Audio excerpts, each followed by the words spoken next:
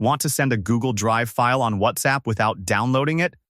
In this video, I'll show you how to quickly share a Google Drive link on WhatsApp using your phone. Let's get started. First, open the Google Drive app on your phone. Now find the file or folder you want to share. Tap on the three dots next to the file. From the menu, tap on Manage Access. If the file is set to restricted, tap on it. Then tap on Restricted again to change the access settings.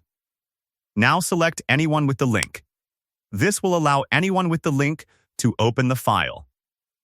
Next, tap on the Permission option. Here you can choose what others can do with the file. Viewer means they can only view the file.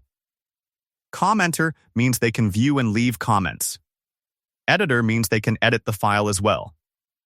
Choose the permission you want. After that, tap on Copy Link. Now the Google Drive link is copied to your phone. Open WhatsApp and go to the chat where you want to send the link. Paste the copied link and tap on Send. And that's it. That's how you can share a Google Drive link in WhatsApp easily. If this video helped you, don't forget to like the video and subscribe to the channel for more helpful tutorials. Thanks for watching.